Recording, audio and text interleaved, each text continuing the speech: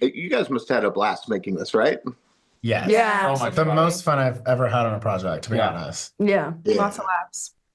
Yeah. Now, I was thinking, there's probably certain memories that each of you take away from doing this. So, for each of you, was there a certain day or scene or time that just stood out to you? Mine, I am in love with drag as Spencer. I've never been in drag before. That's a whole different career, and I just can't. Don't have the time for that one, but I'm happy I got to do it in this career.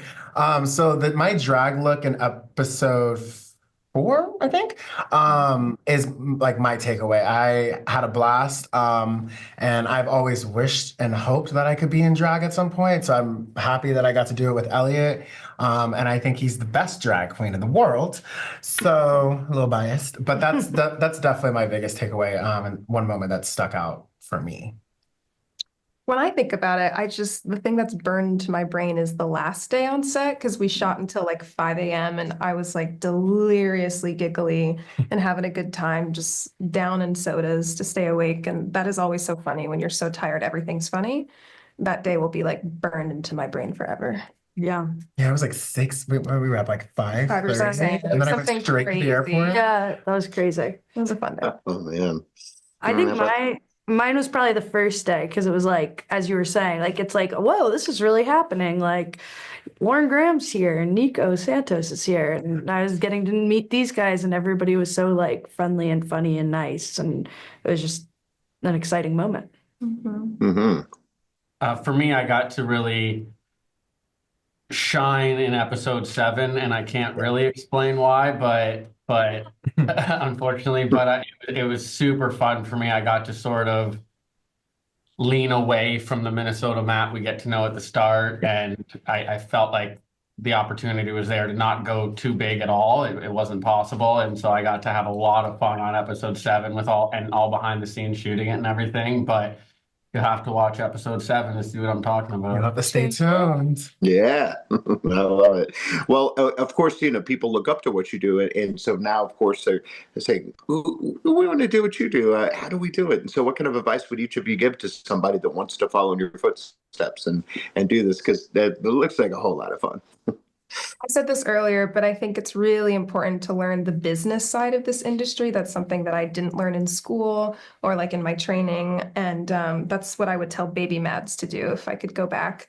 And then I would say, like, seek mentorship out, like find someone ahead of you at the same level as you, doing things that you want to do. If you really want to be in multicam, find someone who's worked multicam. Because then you know what you're in for and you know what to expect. And when you know better, you can do better. Mhm. Mm-hmm. I love the saying, there's no time for plan B because it just distracts from plan A. Mm. And I think for some odd reason, that's the way people approach a lot of creative work, especially acting. And they go, well, I'll just go to school for business first. And I'm like, but you got to put all your eggs in one basket. You got to take the risk and go forward with it because it's going to take all of your energy. It's going to take some time. You should be hopeful it takes some time because early success isn't actually as good as it feels a lot of the time. And that's one thing I lived by. It was my license plate on my car for the longest time, no plan B. So, Was it really? yeah, it was. And I really do live by that saying. Yeah, speaking of like the rushing, like trying to rush and stuff, there's no need to like ever compare yourself to anybody else in this business because there's literally no path, like direct path to get whatever it is that you're wanting. And also once you get what you're wanting, that's gonna change again. So I kind of stick with the saying of like it's a marathon, not a sprint. Take your time, get to know yourself as well. I mean, we're always changing, but like really fall in love with yourself. It's not like a selfish thing, just that matters the most to me. And then when you get in front of a camera and you need to be someone else, you don't really have to worry about like how like loving yourself in that moment. You know what I mean? It's not about you then. I agree with that completely. You also have to live, Yeah. so you have things to draw off of in all like To bring as an people. actor. Exactly. You can't always just be fake, pulling from fake. You have to have experiences. You have to have your heart broken and all this stuff to be able to like have a genuine performance. Exactly.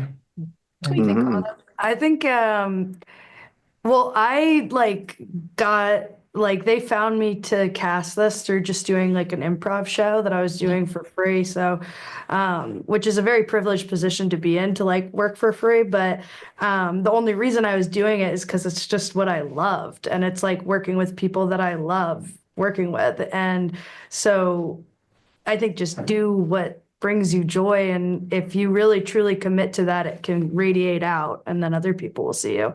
Also, I said this earlier, but be nice to everybody because you never know who's going to pop off and help you out get a job down the line. Yes, well said, Ah, for sure.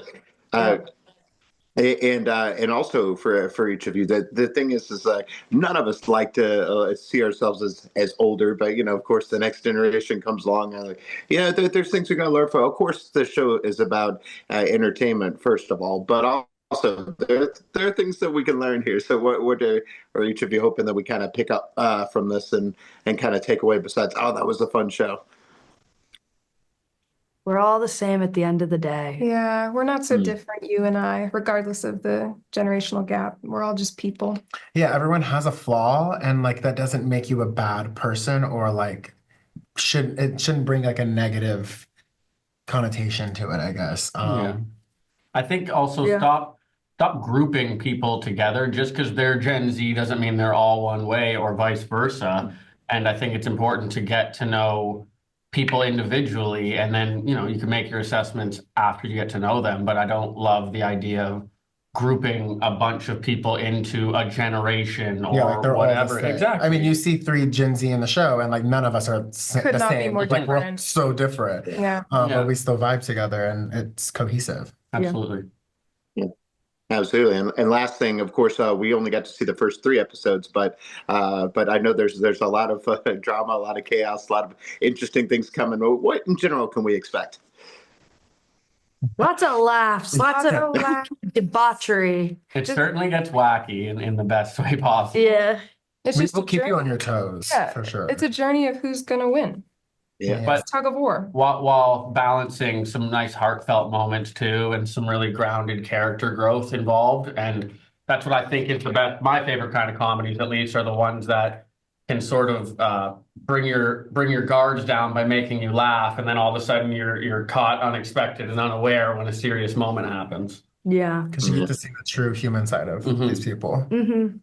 Yeah, well, I love it. Well, thank you all so much for being with us. Thank you for being wonderful today, and look forward to talking to each of you again soon. Thanks so much for coming. Thanks so in. much. Bye. Okay, bye-bye. Thank you. Thank you.